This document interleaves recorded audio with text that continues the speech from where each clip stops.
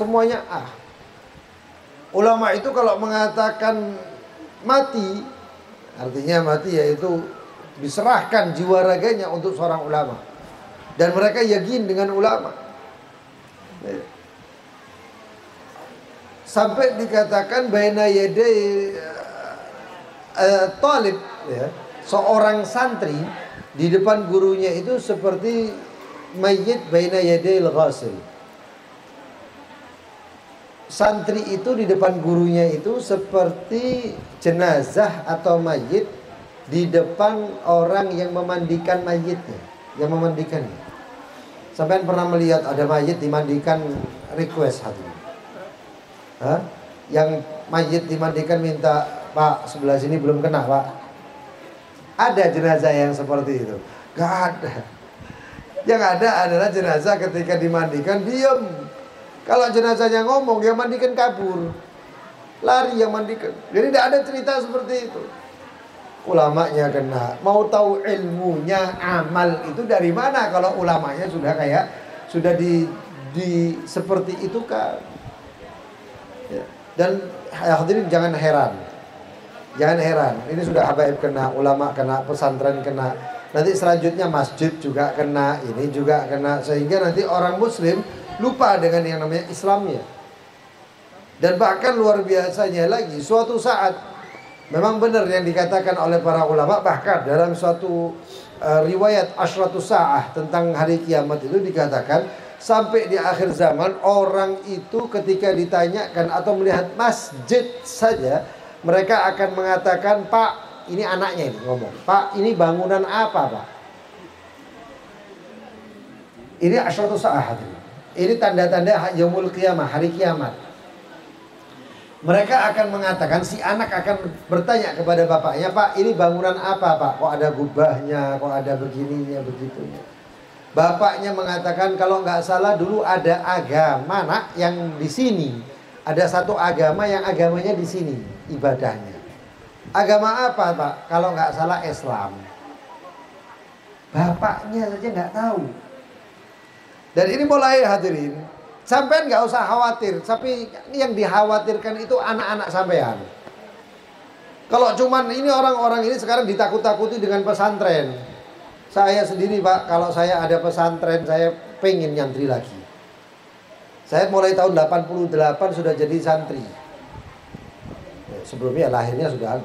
Mulai tahun 88 saya sudah nyantri, saya belajar, guru saya pertama itu adalah Syekh Umar Baroja, pengarang kitab Akhlaqul Bani.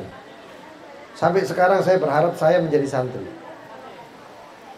Itu talabul ilm bukan luar biasa. Allah angkat walladzina utul ilma darajat. Dia angkat derajatnya oleh Allah Subhanahu wa taala. Nah, dengan ilmu inilah akhirnya kita mengetahui bahwasannya kita amal-amal kita adalah amal-amal yang soleh. Wa man bighairi ilmin ya'malu a'maluhu madudatun la tuqbalu. Dikatakan oleh Ibn Ruslan, Sahibul Zubat, beliau mengatakan, barang siapa yang beramal tanpa didasari ilmu, maka ilmunya, maka amalnya bagaimana? Mardudatun la tuqbalu. Tertolak, enggak diterima Allah Subhanahu wa taala.